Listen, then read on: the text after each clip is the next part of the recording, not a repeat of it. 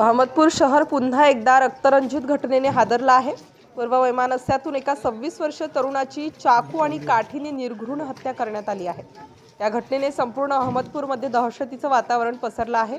रविवार दिनांक 21 डिसेंबरच्या रात्री साधारण 9 वाजताची वेळ बागवान गल्लीतील अबूबकर किराणा दुकानाजवळ शोएब इसाक बागवान आणि उमेर खाजा मनोद्दीन बागवान नेहमीप्रमाणे बोलत थांबले होते, पण काही क्षणातच जुना वाद, जुने कुरापत आणि त्या वादातूनच उसळलेलं अमानुष हिंस्त्र रूप। 6 जणांचा टोळका, हातात चाकू, काठ्या आणि डोळ्यात सुडाची आग, आज सोडायचंच नाही अशा थंड डोक्याने संगनमत करत आरोपींनी थेट शोएब आणि उमेरवर हल्ला चढवला।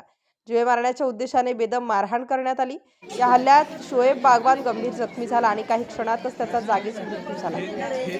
26 वर्षांचा तरुण क्षणात मृत्यूच्या दाढेत गेला। या प्रकरणी अहमदपूर पोलीस ठाण्यात 6 आरोपींविरुद्ध खुनाचा गुन्हा दाखल करण्यात आला आहे। संशयित आरोपींची नावे सिकंदर खलील शेख, समीर खलील शेख, आमिर खलील शेख, कलीम खलील शेख, गणिबी शेख आणि मालन बबलू शेख, सर्व राहणार अहमदपूर।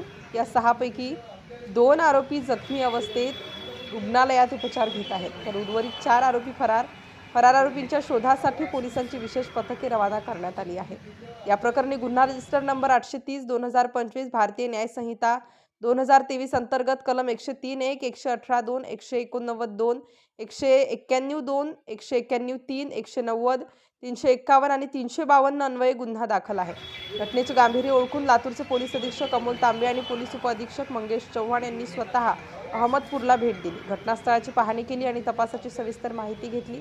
उपविभागीय पोलीस अधिकारी अरविंद रायबोले यांच्या मार्गदर्शनाखाली पोलीस निरीक्षक विनोद मेत्रेवार, सहाय्यक पोलीस निरीक्षक संतोष केदासे आणि संपूर्ण पोलीस पथकाने रात्री उशिरापर्यंत पंचनामा केला।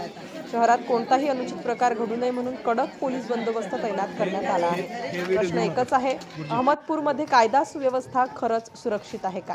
पूर्व वैमनस्याची दहशत तरुणांचे प्राण घेईपर्यंत पोहोचते आहे का?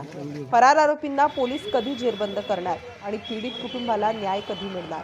या खळबळजनक हत्याकांडावर आम्ही लक्ष ठेवून आहोत। अधिक अपडेट जाणून घेण्यासाठी आमच्या चॅनलला सबस्क्राईब करा आणि व्हिडिओ नक्की शेअर करा।